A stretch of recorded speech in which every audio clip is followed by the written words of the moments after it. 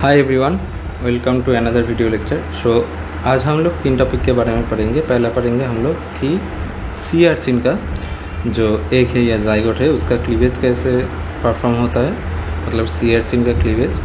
Then पढ़ेंगे कि cleavage के द्वारा जो सब सेल फॉर्म होता है उन सेलों का स्पेसिफिकेशन कैसे होता है। ओके, मतलब कि कौन सा सेल का स्पेसिफिकेशन ऑटोनोमसली एंड किसका कंडीशनली स्पेसिफिकेशन होता है। एंड उसके बाद उससे रिलेटेड मतलब जो स्पेसिफिकेशन हो रहा है, कोई कुछ कंडीशनल हो रहा है, कुछ ऑटोनोमसली हो रहा है, तो इस स्टेटमेंट के सपोर्ट में एक्सपेरिमेंट्स पढ़ेंगे। ठीक है, so let's begin. So sea urchin का जो क्लीवेज है वो क्लीवेज से जानने से पहले हम लोगों को 2 टर्म के बारे में पढ़ना पड़ेगा। एक है प्रोटोस्टोम्स एंड दूसरा है ड्यूटेरियोस्टोम्स। सो प्रोटोस्टोम बेसिकली क्या है कि गैस्ट्रुलेशन के वक्त अगर पहला स्ट्रक्चर जो फॉर्म हो वो माउथ हो तो उसको हम प्रोटोस्टोम्स कहते हैं, उस स्पीसीज़ को, वो सारे स्पीसीज़ को। एंड जिसका गैस्ट्रुलेशन के बाद वक्त पहला एनास फॉर्मेशन होता है उसको हम ड्यूटेरियोस्टोम्स कहते हैं। ओके, तो जनरली देखा गया है कि जिन एग्स में रेडियल तरीके से क्लीवेज होता है, रेडियल पैटर्न में क्लीवेज होता है, उन लोगों का ड्यूटेरियोस्टोम्स बनता है। एंड जिसमें स्पाइरल क्लीवेज होता है उसमें प्रोटोस्टोम्स बनता है। ठीक है, एंड जो हम लोगों का सी अर्चिन है वो रेडियल होलोप्लास्टिक क्लीवेज के थ्रू प्रोसेस होता है। तो सी अर्चिन भी ड्यूटेरियोस्टोम्स में पाया जाता है, ड्यूटेरियोस्टोम्स कैटेगरी में फॉल करता है। मतलब सी अर्चिन में गैस्ट्रुलेशन के बाद या एक इंडिविजुअल फॉर्म होने के वक्त पहला जो स्ट्रक्चर बनेगा वो बनेगा एनस। ओके, सो अभी देखते हैं कि एक क्लीवेज जो होता है वो परफॉर्म कैसे होता है। ठीक है, तो सी अर्चिन का जो एग है वो एग का एक्चुअली 2 पोल है। अगर मिडिल से हम लोग इसको डिवाइड कर दे तो ए वाला पोल कहलाता है एनिमल पोल एंड ए वाला पोल कहता है कि वेजिटल पोल। ओके, तो अभी जो क्लीवेज है, क्लीवेज एनिमल पोल से ही स्टार्ट होता है। ठीक है, तो पहला जो क्लीवेज है वो एक जो है उसका वर्टिकली परफॉर्म होता है। ओके, मतलब ऐसे करके परफॉर्म होता है। तो उससे पहले देख लेते हैं कि 3 एक्सिस समझ लेते हैं। ठीक है, ए रहा एक्स एंड ए रहा वाई। ठीक है, और इसका जो डायरेक्शन है ए पकड़ लेते हैं क्लीवेज का क्लीवेज का एक्सिस, एंड इसका जो डायरेक्शन है वो परपेंडिकुलर है। ठीक है, मतलब क्लीवेज परपेंडिकुलरली परफॉर्म हो रहा है। ओके, अभी पहला जो क्लीवेज हो रहा है उसको पकड़ लेते हैं, ए वाला एक्स एक्सिस के अनुसार हो रहा है एंड दूसरा वाला क्लीवेज ठीक जो एक्स एक्सिस के अनुसार हुआ था, एक्स एक्सिस के बिल्कुल परपेंडिकुलरली परफॉर्म हो रहा है, वाई एक्सिस के अनुसार हो रहा है। ओके, तो जैसे कि इधर पे देखा जा रहा है कि पहला वाला क्लीवेज एक्स एक्सिस में हो रहा है तो दूसरा वाला क्लीवेज पूरा उसका परपेंडिकुलरली हो रहा है। ओके, अभी जो क्लीवेज है वो एनिमल पोल से स्टार्ट होता है। ओके, अभी तीसरा जो क्लीवेज होगा वो क्लीवेज कैसे होगा, जो पिछला जो दोनों क्लीवेज का डायरेक्शन था उसका बिल्कुल परपेंडिकुलरली, मतलब उसका डायरेक्शनली चेंज हो जाएगा। जैसे पहले क्लीवेज कैसे हो रहा था, ऐसे हो रहा था, एनिमल पोल से वेजिटल पोल की तरफ आ रहा था। अभी 3 नंबर का जो क्लीवेज है वो कैसे होगा, इस डायरेक्शन का परपेंडिकुलर होगा, मतलब हॉराइजॉन्टली परफॉर्म होगा। ओके, तो जैसे कि ऐसे परफॉर्म हो रहा है। ओके, मतलब जो क्लीवेज के दोनों क्लीवेज के द्वारा जो 4 सेल फॉर्म हुआ उसका पूरा बीचों बीच से काट दे रहा है। ओके, सो पहला क्लीवेज में ये जो डायरेक्शन है क्लीवेज का इसको नाम दिया गया है कि पहला क्लीवेज मेरिडियनल, सेकंड क्लीवेज भी मेरिडियनल, तीसरा वाला क्लीवेज इक्वेटोरियल, क्योंकि ये इक्वेटोरियल रीजन से परफॉर्म हो रहा है।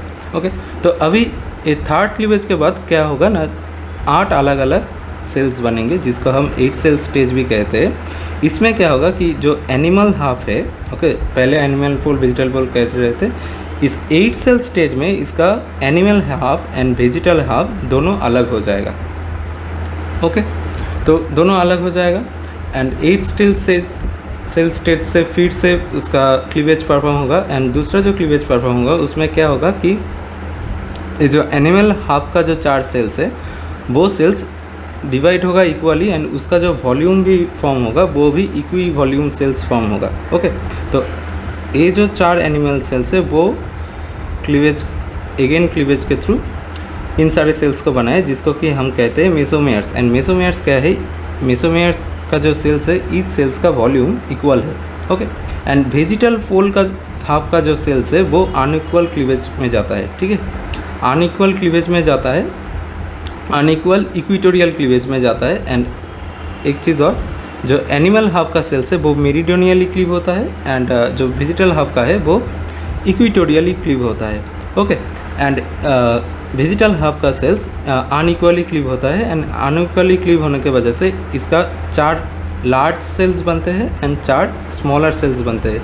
ठीक है, अभी 4 जो लार्ज सेल्स बन रहे हैं उसको हम कहते हैं मैक्रोमेयर्स एंड 4 जो स्मॉल सेल्स बनते हैं उसको हम कहते हैं माइक्रोमेयर्स।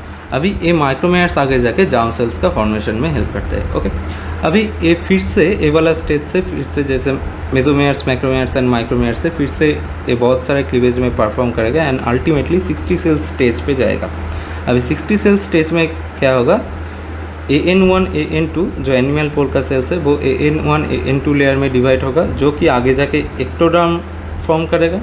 जो वेजिटल पोल का जो मेसोमेयर्स है वो क्या करेगा? वो भी 2 लेयर में डिवाइड होगा, VG1 एंड VG2, जो कि ओरल एक्टोडर्म, हाइंडगार्ड, बेसिकली जितना भी मेसेनकाइम टिश्यू है उसको फॉर्म करेगा। एंड जो हम लोगों का माइक्रोमेयर है, माइक्रोमेयर भी अनइक्वली डिवाइड होकर क्या फॉर्म करेगा? लार्ज माइक्रोमेयर एंड स्मॉल माइक्रोमेयर फॉर्म करेगा। ठीक है, तो जो लार्ज माइक्रोमेयर है वो प्राइमरी मेसेनकाइम सेल्स फॉर्म करता है एंड जो स्मॉल माइक्रोमेयर है वो प्राइमोर्डियल जार्म सेल्स को प्रमोट करता, मतलब आगे जाके वो फॉर्म करते हैं। ओके, सो इधर पे फाइनली जो 60 सेल्स है उस कितना लेयर से 1 2 3 4 5 6 लेयर का फॉर्म है। 2 animal layer, 2 vegetal layer and last का जो लेयर है वो माइक्रोमेयर्स का 2 लेयर है, लार्ज माइक्रोमेयर एंड स्मॉल माइक्रोमेयर। ओके, ठीक है। अभी क्या होता है इधर पे जो माइक्रोमेयर है, माइक्रोमेयर में क्या होता है, let's say this is our egg, okay, या जाइगोट,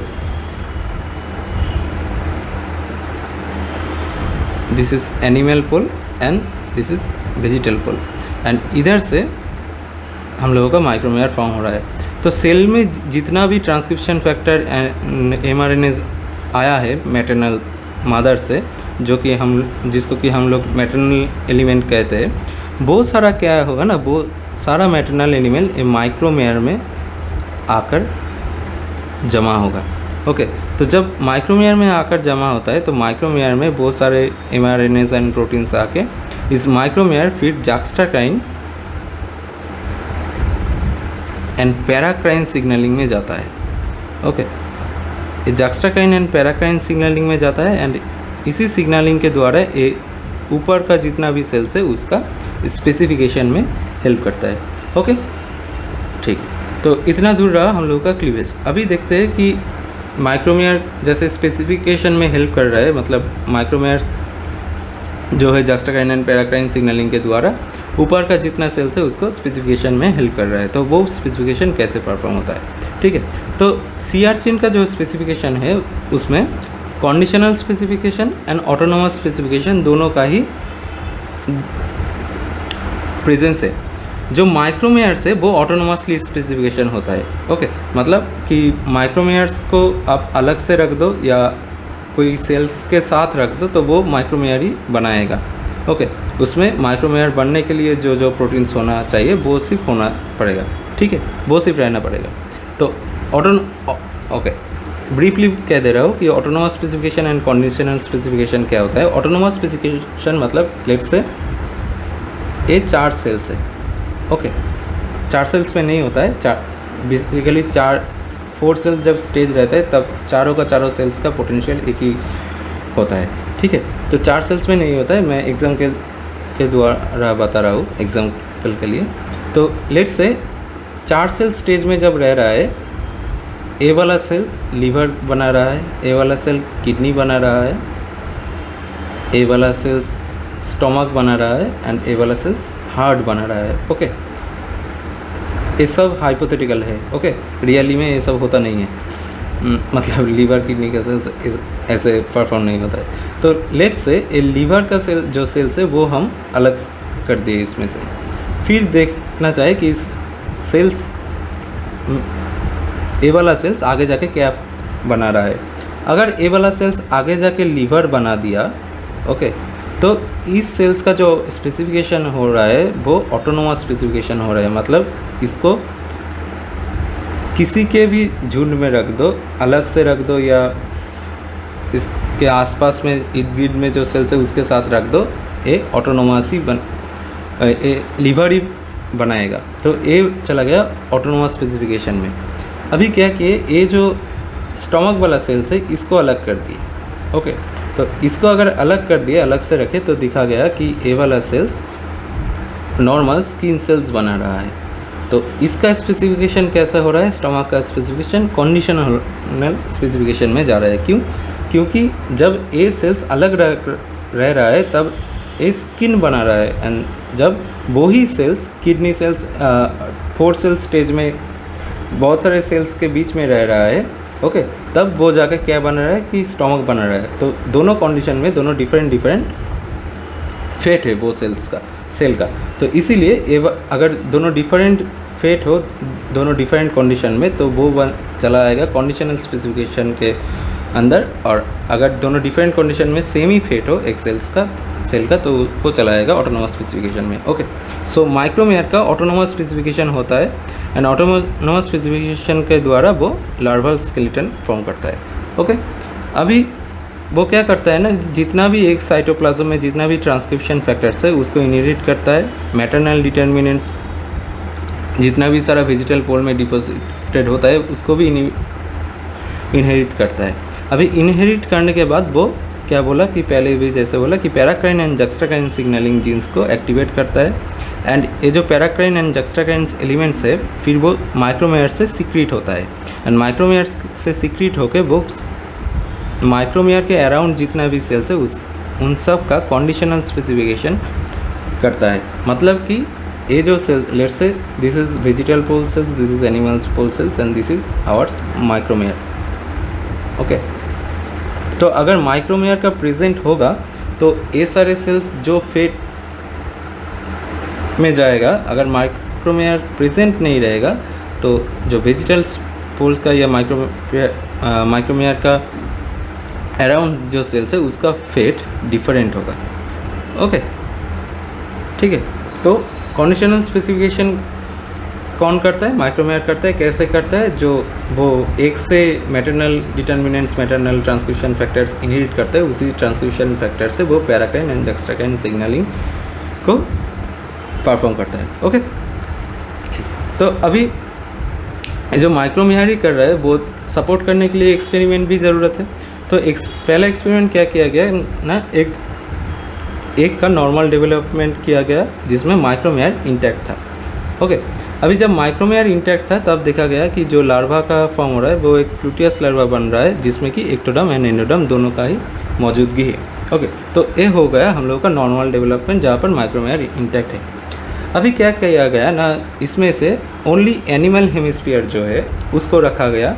तो देखा गया कि उसमें ड्यूरोब्लास्टुला का फॉर्म हो रहा है। ड्यूरोब्लास्टुला क्या होता है ना, ड्यूरोब्लास्टुला में सिर्फ एक्टोडर्मल का लेयर का सिर्फ सेल्स प्रेजेंट रहता है, एंड ऐसे एक बॉल का तरह होता है, एंड बाहर में बहुत सारे सिलिया रहता है, ओके। तो सिलिएटेड बॉल स्ट्रक्चर जैसा दिखता है जिसमें कि सिर्फ अनडिफरेंशिएटेड एक्टोडर्मल सेल्स प्रेजेंट रहता है, ठीक है। तो वो क्या हुआ कि कंप्लीट एनिमलाइजेशन हो गया क्योंकि सिर्फ एनिमल हेमिस्फीयर का ही प्रेजेंट था। अभी क्या किया गया कि अभी एक आइसोलेटेड एनिमल हेमिस्फीयर को लिया गया एंड आइसोलेटेड माइक्रोमेयर को लिया गया, ठीक है, और दोनों को एक साथ जुड़ा गया, ओके। तो अभी जब दोनों के एक साथ जुड़ा गया तब देखा गया कि इस बार जो लार्वा बन रहा है वो लार्वा इस नॉर्मल डेवलपमेंट का जो प्लूटियस लार्वा है उसके साथ मिलजुल रहा है। एकदम तो प्लूटियस लार्वा नहीं बना पाएगा, ओके, क्योंकि वेजिटल हेमिस्फीयर नहीं है, सिर्फ माइक्रोमेयर से एंड एनिमल हेमिस्फीयर है। तो देखा गया कि प्लूटियस लार्वा के से मिलता जुलता एक लार्वा फॉर्म हो रहा है जिसमें कि एक्टोडर्म एंड एंडोडर्म दोनों का ही प्रेजेंस है, ओके। सो इधर से प्रूव हुआ कि माइक्रोमेयर क्या कर रहा है, कंडीशनल स्पेसिफिकेशन में हेल्प कर रहा है। ओके, और इससे रिलेटेड और एक एक्सपेरिमेंट है जिसको कहते हैं ड्रीस का आइसोलेशन एक्सपेरिमेंट। वो क्या किया, वो एक 4 सेल स्टेज में कंडीशन में एक सेल्स को लिया या एक को लिया, सॉरी जाइगोट को लिया, एंड उसका डेवलपमेंट जब हुआ तब देखा गया कि वो नॉर्मल डेवलपमेंट में गया एंड नॉर्मल प्लूटियस लार्वा का जनरेशन हुआ। ओके, अभी क्या किया ना, ये जो 4 सेल्स है उसको एक दूसरे से अलग कर दिए। ठीक है, तो जब अलग कर दिए तब सेपरेटली उसका डेवलपमेंट किया गया, एंड जब सेपरेटली डेवलपमेंट किया गया तब देखा गया कि ये चारों सेल्स 4 लार्वा का फॉर्म कर रहा है, एंड जो लार्वा का स्ट्रक्चर प्लूटियस लार्वा से मिलता जुलता है, एकदम तो नहीं मिलता है लेकिन मिलता जुलता है, एंड उस लार्वे के जो साइज़ है वो प्लूटियस लार्वा का जो साइज़ है उससे छोटा है। ओके, एंड इधर से एक बहुत बड़ा स्टेटमेंट आया कि prospective potency of an isolated blastomeres is greater than the blastomeres actual prospective fate. मतलब क्या हुआ कि ये जो 4 सेल स्टेज है ये क्या है, ये ब्लास्टोमेयर्स है। ओके, तो ब्लास्टोमेयर्स का जब 4 सेल एक साथ में डेवलपमेंट हो रहा है तब जो चीज़ बन रहा है ना, वो अलग अलग अगर डेवलपमेंट हो तो वही चीज़ बनता है, सिर्फ छोटा बनता है। ठीक है, तो मतलब कि एक सेल का जो पोटेंशियलिटी है, मतलब बनाने का, कुछ चीज़ परफॉर्म करने का जो क्षमता है वो बहुत ज़्यादा है, और वो कब निखर के आता है, जब उन सेल्स को अलग अलग रखो।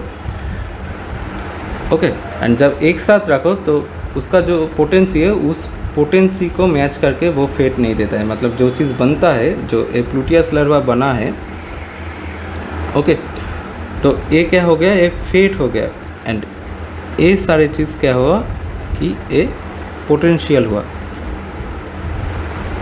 तो इन ब्लास्टोमेयर्स का सेल्स का पोटेंशियल बहुत ज़्यादा है इन सेल्स का फेट से। ठीक है, क्योंकि ये चारों मिलकर इधर पे एक लार्वा का फॉर्म कर रहा है, एंड अगर चारों को अलग कर दो तो 4 अलग अलग लार्वा का फॉर्म हो रहा है। ठीक है, तो इसीलिए बोला गया कि जो ब्लास्टोमेयर सेल्स का जो पोटेंशियलिटी है वो बहुत ज़्यादा है उसका फेट के मुकाबले। ठीक है, ओके,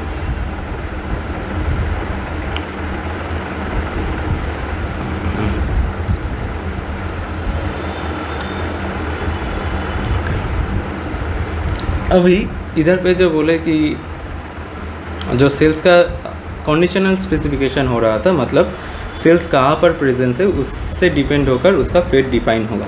ठीक है, तो उसके अगेंस्ट में भी एक्सपेरिमेंट लगेगा, उसके अगेंस्ट में भी डाटा लगेगा, प्रूफ लगेगा। तो कंडीशनल स्पेसिफिकेशन को प्रूव करने के लिए ड्रीस का ये और एक एक्सपेरिमेंट है जिसको कहते हैं कि प्रेशर प्लेट एक्सपेरिमेंट। ओके, तो इस प्रेशर प्लेट एक्सपेरिमेंट में क्या किया गया है कि सी अर्चिन का जो क्लीवेज पैटर्न है, मेरिडियन मेरिडियन इक्वेटोरियल, इसको चेंज कर दिया गया है। ठीक है, इसको कैसे चेंज किया ना, पहले 2 जो पैटर्न है वो तो सेम रखा गया, एंड 3rd डिवीजन के बाद क्या किया गया कि जो सेल्स है उसको 2 प्लेटों के बीच प्रेशराइज कर दिया गया। ठीक है, इस प्रेशराइज करने के वजह से क्या हुआ कि इसका जो इक्वेटोरियल वाला क्लीवेज है वो चेंज होकर मेरिडियनियल हो गया। ठीक है, अभी मेरिडियनियल क्लीवेज परफॉर्म हुआ, एंड 3rd क्लीवेज के बाद क्या हुआ कि इस जो प्रेशर पुट किए थे दोनों प्लेट के बीच में रखे थे वो प्लेट हटा दिए एंड नॉर्मल प्रेशर में रखा गया। फिर देखा गया कि 4th जो क्लीवेज है वो इक्वेटोरियल हो गया। ठीक है, तो क्या हुआ, इधर पे ये जो मेन पैटर्न है इसको ये चेंज होकर क्या हो गया है, मेरिडियनियल मेरिडियनियल, फिर से मेरिडियनियल एंड अब इक्वेटोरियल। ठीक है, तो इस वजह से क्या हुआ कि इधर पे जो सेल्स बन रहे थे वो सारा का सारा सेल्स का पोजीशन रीसफल हो गया। मतलब नॉर्मली एक सेल्स जहाँ पर रहता उसका पोजीशन चेंज हो गया। ठीक है, तो अभी जब पोजीशन चेंज हो गया तब क्या हुआ कि उसका न्यूक्लियाई का जो प्रेसिंग है जो नॉर्मली होना चाहिए था उससे अलग हो गया, कि डेस्टिनेशन अलग हो गया। ठीक है, तो इसमें क्या हुआ कि जो न्यूक्लियाई है जो कि नॉर्मली इंडोडर्म रीजन में रहना चाहिए था वो अब कहाँ पर चला गया, एक्टोडर्म के रीजन में चला गया, ठीक है। तो अभी क्या हुआ, इसके रिजल्ट में हुआ कि some nucleus that would perform ventral structure were now found in the dorsal structure. मतलब जो सेल्स पहले वेंट्रल स्ट्रक्चर को फॉर्म कर रहा था, अभी वही सेल्स डॉर्सल स्ट्रक्चर को फॉर्म कर रहा है। लेकिन अल्टीमेटली जो रिज़ल्ट होगा वो क्या होगा, वो नॉर्मली होगा, क्योंकि इसमें कोई सेल्स का मिसिंग नहीं है एंड सारा का सारा कंडीशनल स्पेसिफिकेशन हो रहा है। मतलब अगर लेट्स से ऐसे सेल्स है तो इसका सिर्फ पोजीशन चेंज हो रहा है, कि कोई सेल्स मिसिंग नहीं हो रहा है। तो लेट्स से अगर ए वाला सेल्स उठ के इस लेयर में जा रहा है, तो इस वाले कहीं से, वही लेयर से नहीं, कहीं से भी वो सेल्स आकर एक दूसरा सेल्स आकर उसका प्लेस ले रहा है, ठीक है। सो वैसे जो सेल्स पहले वेंट्रल स्ट्रक्चर बना रहा था वो अब डॉर्सल बनाएगा, सिर्फ स्ट्रक्चर में सेल्स होगा, लेकिन सब सारे का सारा स्ट्रक्चर प्रेजेंट रहेगा एंड जिसके वजह से एक नॉर्मल लार्वा का फॉर्म होगा, ठीक है। तो इसमें से, इस एक्सपेरिमेंट से इन्फरेंस निकला कि the relative positions of a blastomeres within the whole will probably in a general way determine what cell come from it. मतलब कि ब्लास्टोमेयर्स में जो पोजीशन रहेगा सेल्स का, उससे उसके ऊपर अल्टीमेट जो फेट है वो डिफ़र नहीं करेगा। क्या डिफ़र करेगा, वो पर्टिकुलरली सेल क्या बना रहा था वो डिफ़र करेगा। कि अगर इधर अगर इस साइड में रख दो तो एक फेट होगा, अगर इस साइड में रख दो तो डिफरेंट फेट होगा, लेकिन जो ओवरऑल लार्वा है वो ठीक ठाक ही फॉर्म होगा, ठीक है। So therefore no segregation of nuclear determinants. तो इधर पे सारा का सारा कंक्लूजन से, इन सारे एक्सपेरिमेंट से क्या क्या कंक्लूजन आया है, ठीक है। सो आज के लिए बस इतना ही रखते हैं। Thank you for listening me. If you like it, give a thumbs up, and if you have any confusion और any question just comment below, I will answer it. And ये जो नोट्स है ये मैं अलग से वो पोस्ट कर दूंगा, तो वहाँ से आपको मिल जाएगा, ठीक है। So thank you, see you in the next video. रात दिखा सुनियो सुनियो रे।